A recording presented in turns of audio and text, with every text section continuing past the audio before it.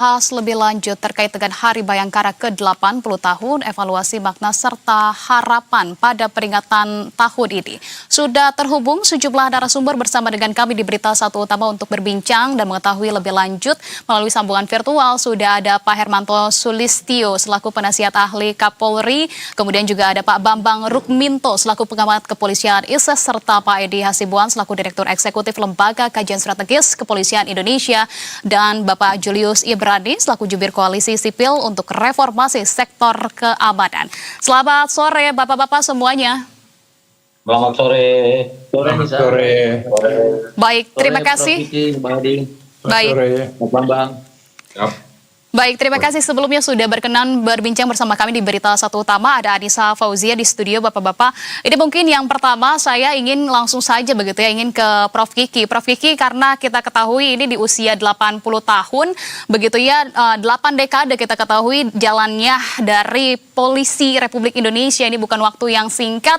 Tampaknya juga kita mendengarkan juga pidato dari Presiden Prabowo Subianto banyak sekali, mulai dari apresiasi maupun juga pesan yang tidak luput begitu ya, yang kita lihat mungkin ini adalah sebuah kritik atau pesan yang membangun juga dari Presiden Prabowo Subianto. Tapi di hari ke-80 tahun ini sebetulnya kami ingin mengetahui apa yang sebenarnya menjadi pekerjaan rumah paling besar bagi Kepolisian Republik Indonesia menurut Prof. Apa yang kemudian harus segera dibenahi, Prof. Kiki? Satu, pendidikan. Karena polisi rata-rata pendidikannya harus di atas masyarakat. Mengapa? Dia menjadi pengadil. Pengadil tidak akan bisa adil kalau kemampuan menilainya lebih rendah dari yang dinilai. Lalu yang kedua, catching up dengan teknologi. Jadi 80 tahun itu bukan perkembangan yang linear. Kalau linear enak, tetapi seringkali ada disrupsi dalam perkembangan itu. Contoh, tiba-tiba ada ChatGPT, tiba-tiba ada AI, tiba-tiba ada segala macam yang berkaitan dengan sains dan teknologi. Nah, kejahatan yang menggunakan AI, contoh paling terakhir, itu harus bisa dikejar oleh polisi, dan sekarang polisi kedodoran karena memang ini teknologi baru. Saya membayangkan betapa banyaknya kasus pidana nanti tahun 2029 ketika pemilu, dan di mana-mana ada video, ada foto, ada berita-berita hoax yang menggunakan AI, dan publik tidak tahu mana yang benar, mana yang salah, termasuk polisinya. Ini tantangan paling besar, paling berat sekarang ini.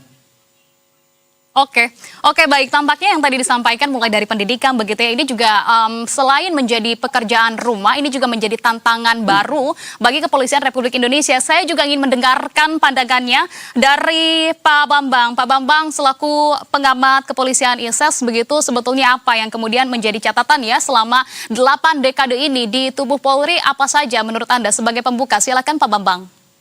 Saya setuju Prof. Kiki ya, bahwa pendidikan di usia yang ke-80 tahun tentang semakin berat, terutama terkait dengan perkembangan teknologi yang pesat. Tapi itu tahun yang ketiga menjadi bahan introspeksi ke belakang ketika 8 lalu di 1946 ketika Kapolri lama RS dilantik sebagai kepala Jawa Kepolisian Negara. Saat itu adalah tonggak awal dari perubahan paradigma dari kolonial policing ke kepolisian kolonial menjadi constitutional policing, polisi yang tunduk pada undang-undang.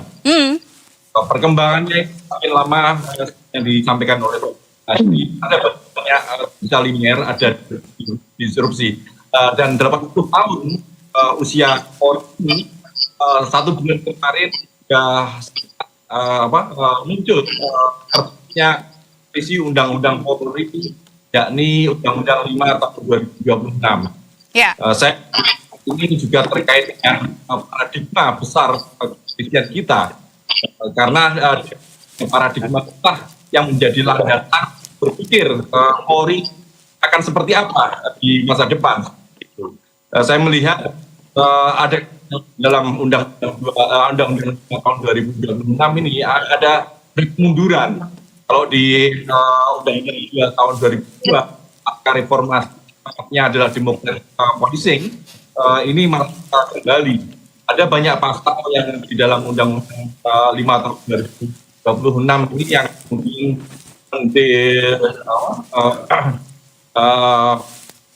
memundurkan semangat policing ini tadi, seperti itu. Di antaranya pasal 14 M, mana polisi kembali diterapkan sebagai pendukung program-program strategis pemerintah. Padahal ini sangat dengan konstitusi kita, Undang-Undang 1945 pasal 30 ayat 4, ya, bahwa kepolisian itu adalah melayani seperti itu.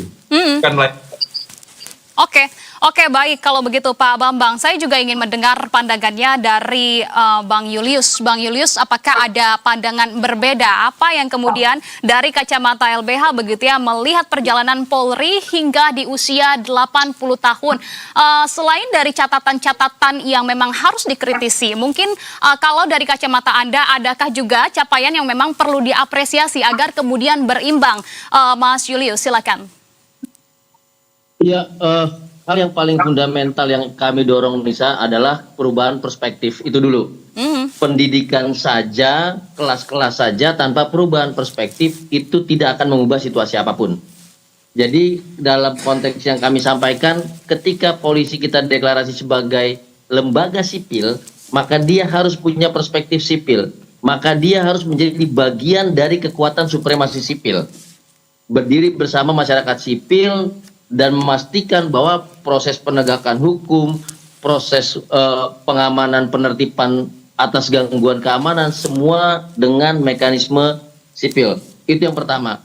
Yang kedua adalah perspektif sipil yang kami harapkan adalah bicara tentang keadaban. Keadaban ini bicara tentang pendekatan dalam pelaksanaan tusi dari Polri, baik itu penegakan hukum, ya, ketertiban umum ataupun pelayanan masyarakat dengan cara-cara yang humanis, dengan cara-cara yang sesuai dengan ekspektasi masyarakat sipil sebagai end usernya, sehingga apapun hasilnya dia dapat menciptakan satu proses yang berkeadilan. Nah, ini yang menjadi catatan bagi kami penting untuk dipastikan di ulang tahun yang ke-80 ini. Kalau kita mau lebih jauh, apresiasi seperti apa, tentu digitalisasi pelayanan masyarakat, digitalisasi di bagian ketertiban umum, itu satu progresi yang perlu diapresiasi. Nisa, by the way, saya adalah orang yang menggugat kewenangan Polri tahun 2015 tentang lalu lintas gitu. Hingga waktu itu status saya tersangka untuk kasus yang lain lah, kira-kira gitu ya. Tetapi kita melihat lalu lintas sekarang seperti apa. Sudah menggunakan elektronik, sudah menggunakan ini, mengurangi kesalahan lewat human error, tapi berbasis digital. Itu penting.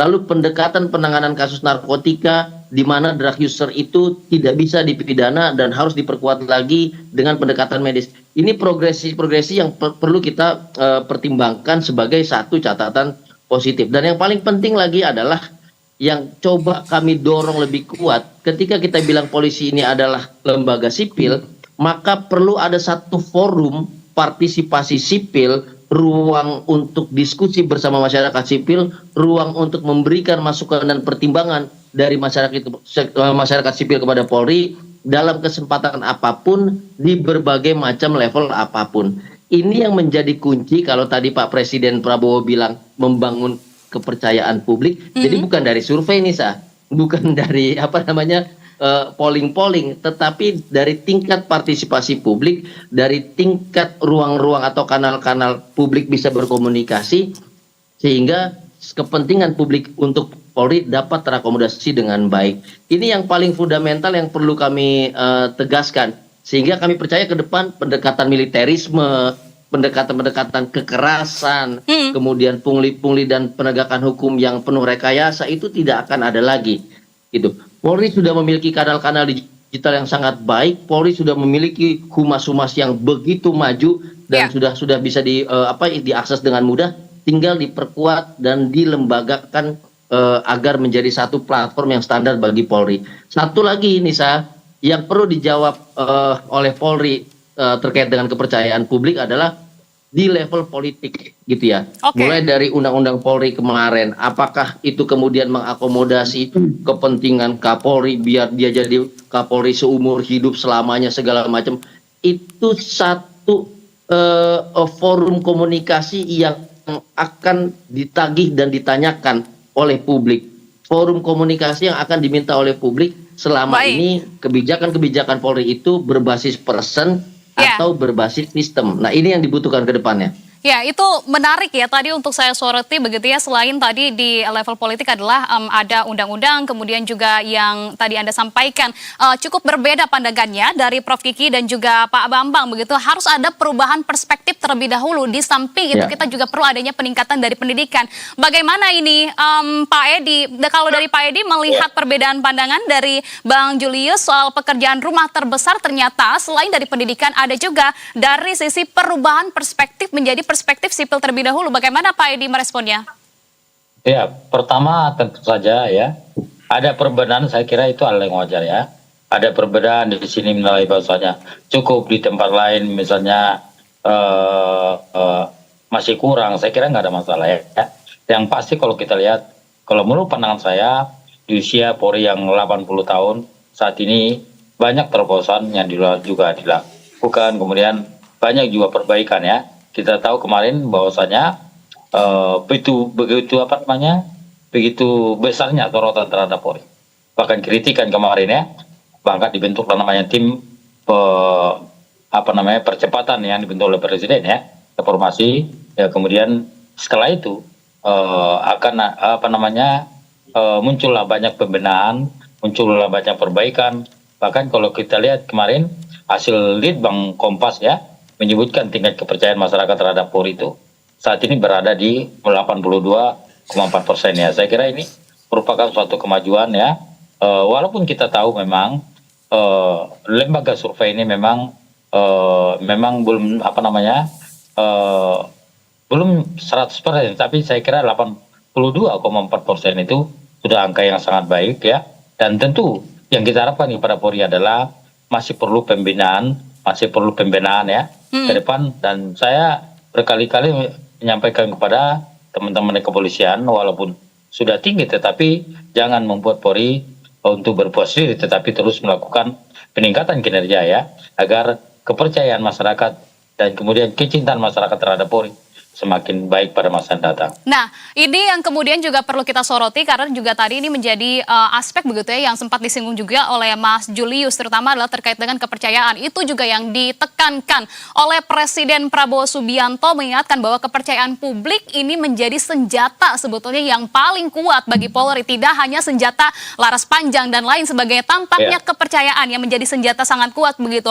Saya ingin ke Prof. Kiki. Prof. Kiki, tantangannya untuk Polri hari ini tampaknya begitu ya, tidak hanya menjaga, bahkan juga ini perlu mengembalikan kepercayaan publik, Prof. Seberapa besar sebetulnya untuk kemudian bisa mengembalikan kepercayaan, atau mungkin Anda punya data terbaru terkait dengan kepercayaan publik terhadap Polri ini sudah meningkat atau seperti apa dan mengapa, Prof? Begini, kalau untuk kepercayaan itu kaitannya dengan persepsi publik. Persepsi itu sifatnya eksidental, sifatnya snapshot. Jadi pada saat survei dilakukan, jadi pasti naik turun karena itu berbeda dari survei tentang pengalaman yang bisa dilakukan longitudinal. Jadi seseorang yang mengalami bersentuhan dengan urusannya dengan polisi, misalnya disurvei dalam 1 tahun terakhir, apakah ada perubahan sikap memandang polisi. Nah, ini berbeda dari persepsi publik yang ditangkap snapshot. Pada saat misalnya kasus Agustus tahun lalu itu, Ya. Agustus tahun lalu, setelah terjadi kasus kerusuhan itu pasti jeblok. Oke. Apapun yang dilakukan pasti jeblok. Mm-mm. Tapi di kemudian hari kalau ada perbaikan-perbaikan itu bisa naik. Mana yang benar? Dua-duanya benar. Karena Baik. sifat snapshot dari survei ini. Oke, baik. Kalau begitu ini juga menjadi tantangan terbesar begitu ya terkait dengan kepercayaan, terutama adalah terkait dengan momentum juga ketika terjadi sebuah insiden. Ini juga akan sangat menggerus terkait dengan kepercayaan masyarakat terhadap Polri. Kita juga ingin mengetahui lebih dalam seperti apa sebetulnya faktor-faktor yang paling sering membuat kepercayaan publik ini turun setiap kali muncul adanya momentum. Kita jeda terlebih dahulu, Bapak-Bapak sekalian, kita akan mendengarkan kumandang azan maghrib berikut ini.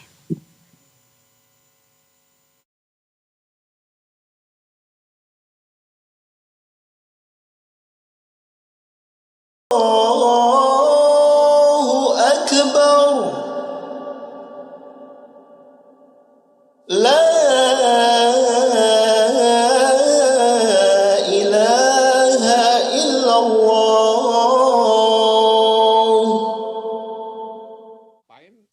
Pemirsa, selamat menunaikan ibadah sholat maghrib bagi wilayah Jakarta dan sekitarnya. Dan kita akan lanjutkan perbincangan bersama dengan para narasumber yang sudah bergabung, yang masih bergabung di Berita Satu Utama, Prof. Kiki, kemudian Pak Bambang dan juga Mas Julius dan juga Pak Edi. Kalau begitu selanjutnya saya ingin ke Pak Bambang. Pak Bambang, tadi kita berbicara terkait dengan kepercayaan publik terhadap Polri begitu ya. Nah, kalau kita berbicara terkait faktor yang kemudian paling sering membuat kepercayaan publik ini kembali menurun, karena kan tantangan terbesarnya saat ini sepertinya Polri bukan lagi untuk kemudian menambah kewenangan, tapi lebih ke menjaga profesionalismenya di lapangan. Maka evaluasi apa yang kemudian menurut Anda begitu ya harus segera menjadi prioritas Kapolri agar kemudian pelayanan dan juga penegakan hukumnya ini semakin adil, semakin transparan, kemudian juga dapat menambah tingkat kepercayaan masyarakat, Pak Bambang? Ya saya mau jawab apa ini? Diulas semua sama Anissa ini. Ya, apa yang disampaikan Anissa tadi semua menjawab apa yang diperlukan oleh Kapolri saat ini gitu loh. Terkait dengan persepsi publik seperti yang disampaikan Prof. Kiki tadi memang akan fluktuatif, ya tidak akan stabil. Tapi kalau saya melihat sebenarnya Polri itu harus membaca sensus kriminalitas yang dilakukan oleh BPS setiap tahun itu. Data yang dikeluarkan oleh BPS setiap tahun itu menyebutkan bahwa hanya 22,4% korban kejahatan itu yang melaporkan kepada kepolisian. Artinya kan lebih dari 75% itu masyarakat belum percaya kepada kepolisian terkait dengan pelayanan kepolisian, terutama di bidang penegakan hukum. Terkait dengan angka kepuasan publik, saya bisa memahami bahwa memang ada perbaikan-perbaikan di internal kepolisian, misalnya terkait dengan pelayanan SIM, SKCK, STNK, dan yang lain-lain. Kemudian juga ada sekarang disosialisasikan ke masyarakat terkait responsivitas hotline 110. Targetnya 10 detik diterima, telepon diterima, 10 menit sampai ke lokasi untuk di kota-kota besar, misalnya seperti itu. Itu kan hal-hal yang menumbuhkan kepuasan kepada masyarakat. Belum lagi terkait dengan program-program yang didukung oleh kepolisian, MBG, dan yang lain-lainnya. Kalau yang disurvei relawan MBG ya pasti akan terasa puas semua. Tapi kalau kita melihat sensus terkait dengan kriminalitas yang dilakukan oleh BPS, ya faktanya bahwa hanya 22,8%, dan ini korban kejahatan yang melapor kepada kepolisian ini yang harus dijadikan evaluasi. Ada apa terkait dengan penegakan hukum kita? Nah, makanya PR terbesar di Polri ini terkait dengan upaya membangun kepercayaan di bidang penegakan hukum. Selama penegakan hukum tidak transparan, responsif, kemudian tidak akuntabel, ya, akan sulit percaya kepada kepolisian. Baik, itu dia. Itu PR terbesarnya begitu ya. Ya, saya ingin langsung saja silakan Mas Julius. Oke, jadi saya tadi bicara soal perspektif. Ini penting juga perspektifnya. Misalnya begini, ketika penegak hukum bicara bahwa prestasinya adalah jumlah kejahatan yang besar, itu sebuah perspektif yang salah, saya katakan itu. Mengapa jadi, demikian? Penegak hukum itu harus punya perspektif bahwa dia mengurangi jumlah kejahatan, bukan menangkap banyak kejahatan. Kalau kejahatannya makin tinggi, artinya pencegahan, pembenahan, dan kemudian kebersamaan dengan masyarakat untuk menjaga tidak terjadinya pelanggaran hukum itu gagal. Itu satu. Yang kedua, perspektif tentang bagaimana menyelenggarakan tadi bahasa Mas Bambang, transparansi penegakan hukum. Oke. Saya mengapresiasi ketika Pak Kapolri bilang dalam penegakan hukum di bidang ilegal, kami telah menyelamatkan uang negara 1 triliun lebih. Artinya prestasi dia bukan jumlah kasusnya, tetapi berapa banyak yang diselamatkan. Kalau bahasa itu kita gunakan bagi masyarakat dalam konteks ketertiban umum, dalam konteks penegakan hukum, dalam konteks pelayanan masyarakat, tentu masyarakat percaya, oh kalau saya datang ke lembaga itu setahunnya telah menyelamatkan berapa juta masyarakat, berapa ribu masyarakat. Bukan lembaga itu banyak nangkep penjahat, takut dia datang ke situ. Nah, itu salah satu perspektif yang harus diubah dari transparansi dan kemudian model komunikasi dari Polri itu sendiri. Gitu nih, Sa. Oke, langsung saja ditanggapi oleh Prof. Kiki. Prof. Kiki bagaimana mendengar pernyataan itu dari Mas Julius? Itu kurang dalam. Kenapa perspektif itu di permukaan? Yang terjadi adalah paradigma, paradigm. Paradigma itu menyangkut sikap dasarnya polisi. Dan perspektifnya bisa berubah, paradigmanya tidak berubah, ya begitu terus, begitu terus. Jadi dari mana perubahan paradigma itu? Sekali lagi karena saya di dunia pendidikan, melalui pendidikan sehingga kita bisa menemukan orang-orang seperti Krisnanda, Komjen Krisnanda yang sehari nulis 100 tulisan tentang etika, tentang paradigma segala macam, disebarluaskan. Nah, itu sudah di tingkat paradigma. Tetap kembali kepada pendidikan ya, Prof ya? Iya, saya ngalami makin tinggi pendidikannya itu makin baik perilakunya dan perspektifnya. Makin tinggi. Baik, makin tinggi pendidikan, makin tinggi perilakunya, efektifnya begitu. Nah, tapi saya langsung saja ingin ke Pak Edi. Pak Edi mungkin terakhir juga Pak Edi bisa menyampaikan kenapa kemudian Presiden Prabowo Subianto begitu ya merasa perlu menyampaikan penegasannya begitu ya terkait dengan kemudian kepercayaan masyarakat, kemudian juga agar Polri lebih dekat dengan masyarakat, Polri untuk masyarakat, Polri jangan menyusahkan masyarakat. Mengapa rasa-rasanya Presiden Prabowo Subianto perlu dan juga tegas untuk menyampaikannya di saat ini? Pak Edi. Ya, saya kira tidak ada masalah ya ketika misalnya Bapak Presiden menyampaikan pesan ya. Karena bagaimanapun juga saya kira keinginan Bapak Presiden agar Polri semakin baik. Saya kira juga harapan masyarakat juga demikian ya. Lagi-lagi adalah itu merupakan masukan dan saya yakin tadi juga kalau kita lihat pidato Kapolri menyampaikan bahwasanya Polri memang sudah banyak melakukan pembinaan.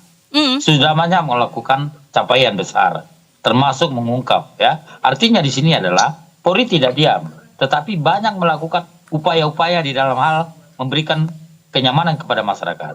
Tadi sampaikan bahwasanya Polri juga belum sempurna. Artinya segala kalau memang demikian, apa yang disampaikan oleh Presiden ya, tentu itu akan menjadi masukan ya. Karena kita semua saya kira dan Polri juga sangat terbuka untuk bagaimana caranya ke depan bisa semakin baik dalam memberikan pelayanan kepada masyarakat. Oke, kalau begitu saya ingin ada pandangan terakhir mungkin dari Mas Julius bisa mewakili dari masyarakat sipil karena kita ketahui bahwa tema tahun ini adalah Polri untuk masyarakat. Tampaknya ini kalimatnya sederhana ya Mas Julius, tapi kita bisa melihat kemudian ekspektasi dari masyarakat ini cukup besar. Seperti apa ekspektasinya dari masyarakat terkait dengan tema untuk tahun di 8 dekade ini?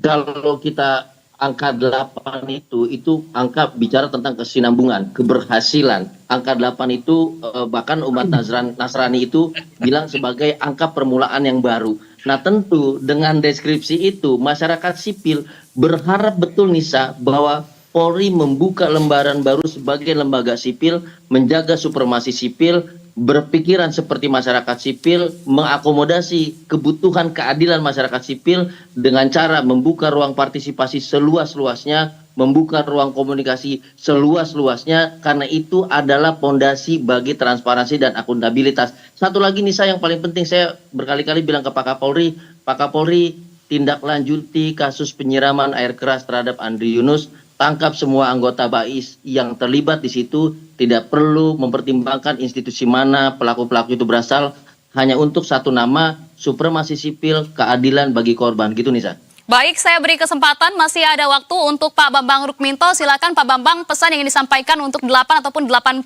tahun Polri, apa desakan yang harus segera dibenahi Pak Bambang? Kalau saya melihatnya angka 8 itu seperti simulasi lalu lintas di kepolisian ya, muter-muter terus gitu loh. Di angka 8 ini tadi sejak awal juga saya sampaikan bahwa negara itu memberikan kado, yakni revisi Undang-Undang Polri Undang-Undang Polri menjadi Undang-Undang 5 tahun 2026 yang di situ muncul paradok-paradok dengan pernyataan-pernyataan yang disampaikan oleh Presiden. Ketika Presiden ingin mengembalikan supremasi sipil, tetapi faktanya dalam undang-undang tersebut kepolisian ditarik lagi oleh kekuasaan. Hal-hal seperti itulah yang kemudian ke depan menjadi PR terberat bagi institusi Polri, bukan hanya bagi masyarakat tapi juga bagi institusi Polri. Ini PR bersama, makanya harus ada upaya yang lebih konkret terkait bagaimana membangun kepolisian yang lebih sipil seperti itu. Oke. Kalau saya angka 8 itu sipil dari Borgol. Iya, betul. Jadi selama polisi masih membanggakan angka 8, itu pendekatannya Borgol, kekerasan kekuasaan gitu. Mudah-mudahan tahun depan angkanya sudah jadi 9, itu angka hoki sehingga pendekatannya jauh berbeda. Gitu. Oke, ini Ya, sebelum kalau saya, silakan Pak Edi, ini kita sebelum kalau jeda ya, saya, nanti kita masih akan melanjutkan, tapi silakan terkait dengan angka 8 ini. Angka istimewa ya. Angka istimewa. Angka 8 adalah angka istimewa. Kemudian tentu ya, saya mengharapkan ini akan menjadi momentum ya, biar Polri bisa memberikan pelayanan semakin baik ke depan ya. Karena memang betul banyak perubahan, banyak peningkatan dalam kinerja, tetapi tetap kita harapkan agar Polri bisa semakin baik lagi pada masa mendatang. Oke, baik. Kita yakini bahwa angka 8 ini angka yang sakral, angka yang penuh juga dengan angka spesial begitu ya. Tentu kita harapkan begitu ini bisa menjadi momentum perubahan untuk Polri. Kita masih akan membahas terkait mulai dari independensi, kemudian juga apa yang disampaikan oleh Presiden Prabowo Subianto soal hukum. Jangan kemudian tajam ke bawah tapi tumpul ke atas. Tapi Bapak-Bapak, kita akan jeda terlebih dahulu. Tetaplah bersama kami di Berita Satu Utama.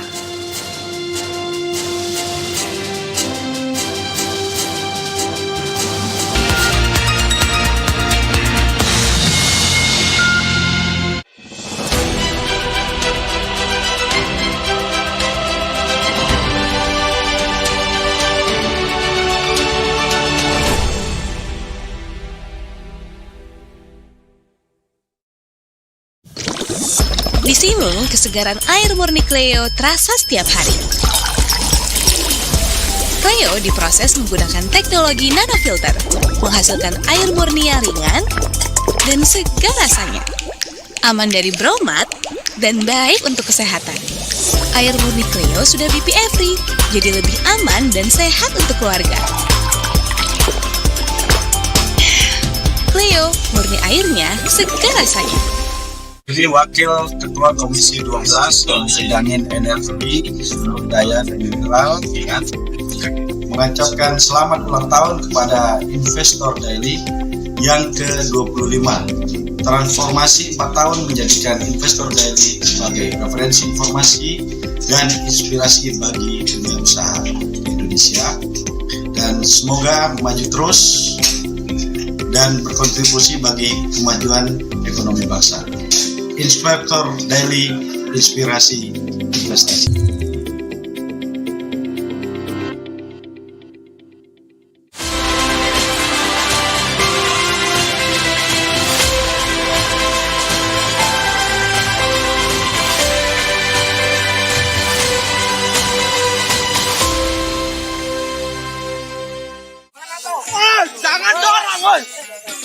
Saat narasumber mau menghindar, Zulfakar sudah lebih dulu menghadang. Pak Silmi hari ini dicariin KPK, Bapak kemana Pak? Pertanyaan tajam, jawaban spontan, dan momen-momen yang gak akan kamu temukan di konferensi pers manapun. Kata-kata hari ini Pak Fikar. The Doorstop di Berita Satu Utama. Setiap Senin sampai Jumat jam 5:30 sore. Hanya di BTV dan Berita Satu. Bersatu menginspirasi.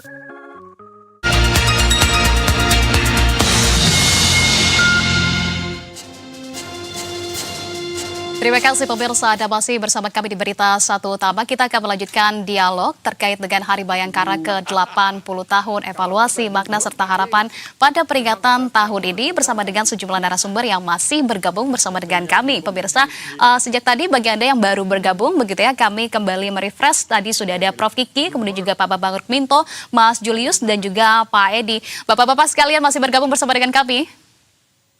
Yap. Baik. Baik.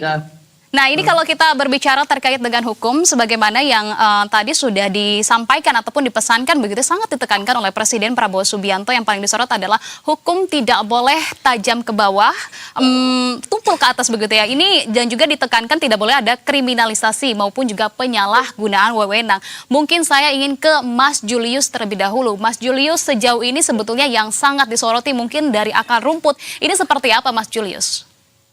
Yang pertama adalah dalam konteks penegakan hukum itu soal pengawasan, Nisa. Ini paling penting gitu ya.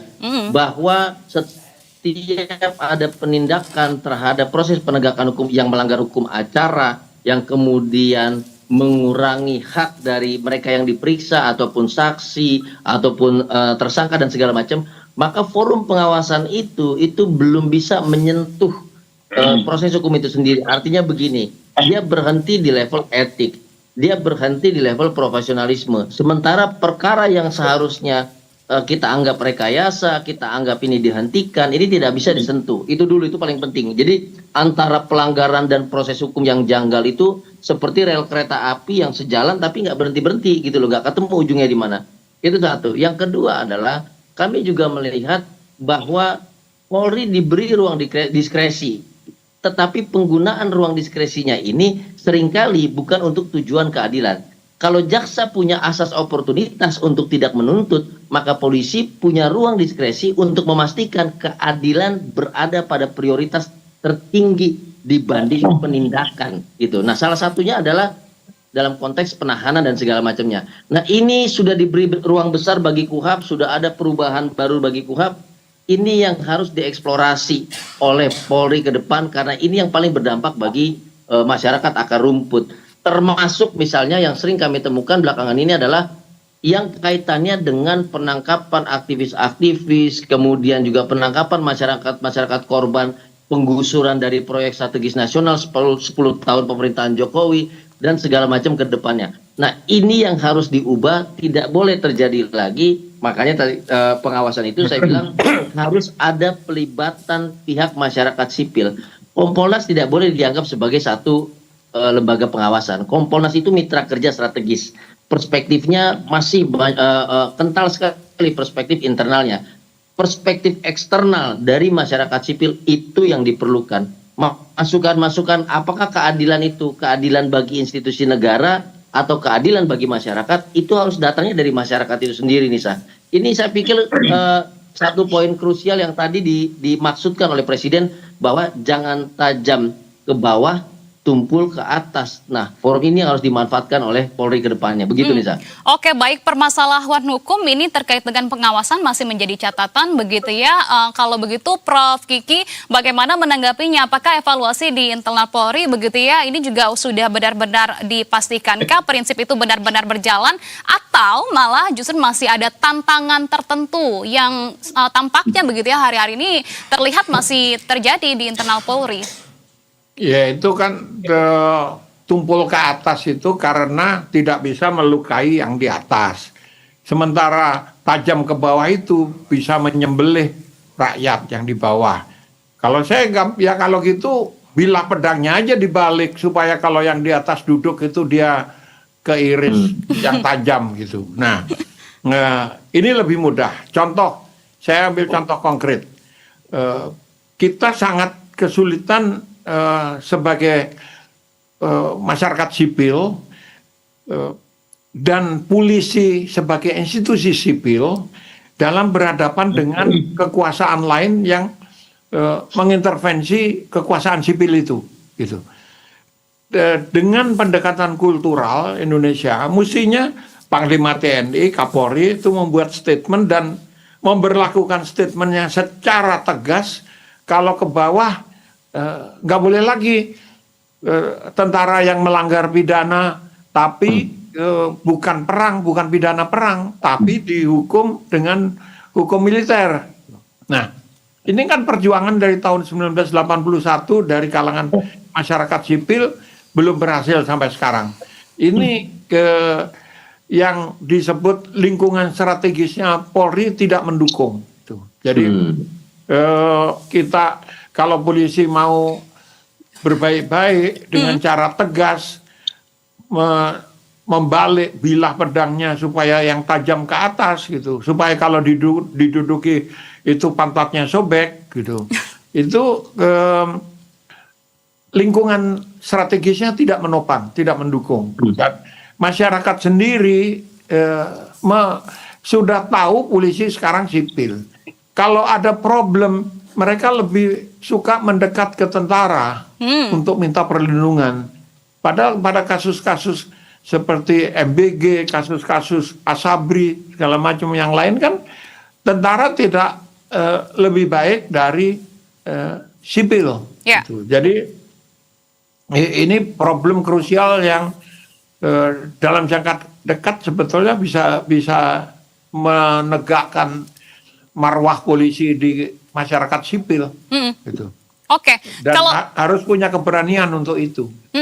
Oke, harus punya keberanian dalam jangka dekat ini bisa menegakkan marwah kepolisian di masyarakat sipil. Bagaimana tanggapannya kalau dari Pak Bambang, ada pandangan lainkah terkait dengan lingkungan strategis yang tampaknya ini juga belum mendukung di internal Polri itu sendiri? Ya, ya ini PR besar ini bukan hanya PR dari kepolisian saja ya. Saya melihat negara ini yang seharusnya berperan. Cuma problemnya kan ketika terbit undang-undang revisi undang-undang Polri kemarin kan, ketika negara itu kembali menarik mendominasi peran Polri.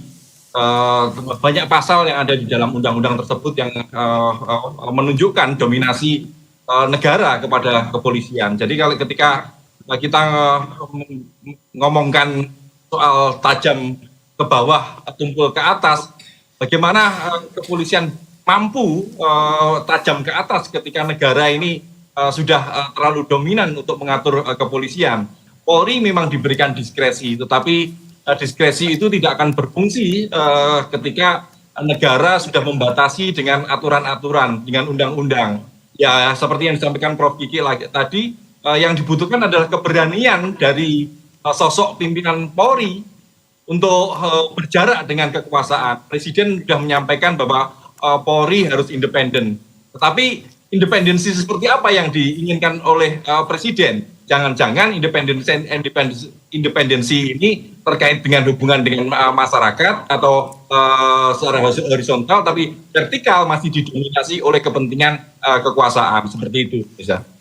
Oke, jika kemudian tadi membahas terkait dengan adanya Undang-Undang Nomor 5 Tahun 2026 begitu yang kemudian disahkan, ini tampaknya juga semakin memperluas wewenang kepolisian jika Presiden sadar betul bahwa institusi ini rentan begitu ya, terkait dengan langkah hukum yang tumpul ke atas dan tajam ke bawah. Lantas menurut Anda mengapa kemudian kewenangan tetap diberikan sejauh ini, yang kemudian kita juga melihat begitu ya bahwa termasuk menempatkan perwira-perwira di jabatan sipil yang aktif begitu ya, maupun juga kewenangan untuk mempertambah batasan usia. Menurut Anda mengapa ketika diketahui bahwa institusi ini rentan tapi tetap disahkan, Pak Bambang? Kalau dari perspektif politik, ini salah satu bentuk hegemoni kekuasaan kepada kepolisian, di mana memang secara tidak langsung, tidak secara koersif ya, kepolisian dipaksa untuk tunduk pada negara, tetapi melalui undang-undang, melalui kesepakatan-kesepakatan, kemudian kepolisian ini didominasi oleh kepentingan-kepentingan kekuasaan melalui pasal terkait penempatan personil di luar struktur, kemudian dia terkait dengan dukungan kepolisian pada proyek strategis nasional, kemudian juga perpanjangan usia pensiun Kapolri yang sangat tergantung pada prerogatif presiden. Akhirnya Polri ini tidak bisa independen karena sangat tergantung pada keputusan-keputusan yang dilakukan oleh presiden sebagai kepala negara, dalam tanda kutip sebagai kepala pucuk politik seperti itu. Baik, saya ingin tanggapannya dari Pak Edi. Kalau Pak Edi bagaimana menanggapi terkait dengan hukum yang tumpul ke atas dan tajam ke bawah, begitupun juga dengan adanya undang-undang Polri, begitu ya, revisi undang-undang Polri di tahun 2026 ini, Pak Edi, silahkan. Ya, pertama saya respon tentang bagaimana ya ada pernyataan ya atau pesan presiden ya di dalam hal bagaimana hukum itu bisa jangan sampai tumpul ke atas kemudian tajam ke bawah ya. Betul. Saya kira ini merupakan masukan ya. Ini merupakan kalau saya lihat presiden lebih kepada mengingatkan ya Polri ya agar bisa menjalankan tugas secara profesional ya, dan tentu dengan adanya pesan ini juga akan membuat ya Polri nanti ke depan saya kira akan semakin lebih bagus dan lebih profesional ya dalam menjalankan tugasnya ya. Soal tentang bagaimana penempatan di kementerian, saya kira memang ini kalau kita lihat undang-undang memang mengatur demikian, memang lebih kepada sebetulnya Polri hadir di kementerian itu karena kebutuhan daripada kementerian atau lembaga yang bersangkutan. Dan kita lihat bahwasanya undang-undang memang bahwasanya harus ada permintaan dari lembaga atau kementerian yang bersangkutan. Dan memang ini merupakan ya karena ada permintaan maka Polri memang harus memenuhi itu. Kenapa demikian? Karena memang termasuk di dalam hal penegakan hukum ya, seperti misalnya di KPK ya, seperti misalnya di BNN ya, memang harus penyidik kepolisian yang harus bisa untuk mengisi jabatan itu. Ini menyangkut masalah penegakan hukum ya. Memang aturannya demikian ya. Tapi kalau misalnya tidak ada permintaan, saya kira memang ya saya kira Polri tidak perlu harus mengirimkan personil untuk ke sana ya. Baik, kalau begitu Prof. Kiki, apakah ada pandangan berbeda terkait dengan revisi Undang-Undang Polri di tahun 2026 ini, begitu ya? Kalau tadi Pak Bambang tampaknya ini melihat bahwa dengan adanya undang-undang ini juga ini memberikan kapasitas Polri menjadi lebih tunduk begitu ya kepada kekuasaan. Kalau menurut Anda seperti apa, Pak Prof. Kiki? Begini, Polri statusnya itu sudah sipil. Jadi tidak ada bedanya dengan pegawai Kementerian Agama, pegawai kementerian yang lain-lain. Nah, di berbagai negara, cara penyelesaian masalah seperti ini adalah dengan membolehkan pejabat polisi menduduki jabatan di luar struktur polisi. Harus saya tekankan di luar struktur polisi, karena sudah sama-sama ASN. Aparatur sipil negara. Ketika misalnya dia direkrut pada saat masih kombes, lalu naik sampai teman-temannya bintang 2, dia pengen kembali ke polisi, diterima, tapi pada posisi kombes, bukan pada posisi bintang 2 gitu. Nah, harus diputus dengan institusi asalnya, polisi. Polisi ini sudah institusi sipil, ini yang seringkali kita lupa gitu loh. Bahwa karena apa? Dalam perspektif publik dan kita semua, polisi itu masih sebagai satu kekuatan seperti militer, seperti TNI. Padahal sudah tidak, prinsip-prinsip kelompok, le pris de corps itu tidak ada lagi di polisi gitu. Baik kalau begitu terakhir saya berikan kesempatan ke Mas Julius. Silakan singkat saja Mas Julius.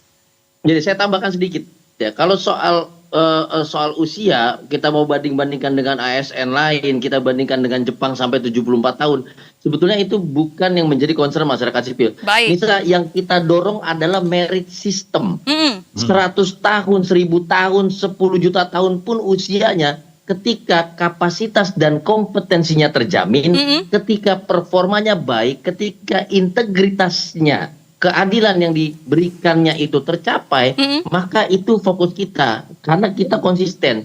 Merit system berarti kinerja, performa berarti integritas, berarti didukung oleh kapasitas dan kompetensi. Nah, ini yang harusnya dijelaskan baik oleh usernya yaitu presiden, baik oleh pembentuk undang-undang yaitu DPR RI maupun kepada masyarakat. Jadi kita juga punya sosok yang bukan sosok personnya Nisa, tapi by sistemnya, kinerjanya harus begini, kompetensinya begini, kapasitasnya begini. Dengan kata lain Nisa, merit system ini akan menjadi alat seleksi bagi mereka yang tidak memenuhi syarat, berapapun usianya harus dipecat. Saya pikir itu yang harus dijelaskan kepada publik Nisa, gitu.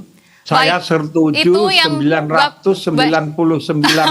Oke, ada yang 1% saya sisain kalau Julius salah. Gitu. Wah, oke, baik. Baik, Bapak-Bapak, tampaknya durasi kita sudah habis begitu ya. Waktu perbincangan ini sangat menarik sekali. Kita harapkan bahwa 80 tahun Polri mengabdi kepada masyarakat ini akan semakin menjadi lebih baik begitu ya. Dan juga catatan-catatan tadi yang sudah diberikan. Terima kasih banyak sudah bergabung dan sudah memberikan perspektif. Prof. Kiki, Pak Bambang, Mas Julius dan juga Pak Edi. Salam sehat selalu. Selamat sore. Sore, Mas Nisa, Prof. Kiki, Bang Edi, Mas Bambang. Ya, Julius, Bambang.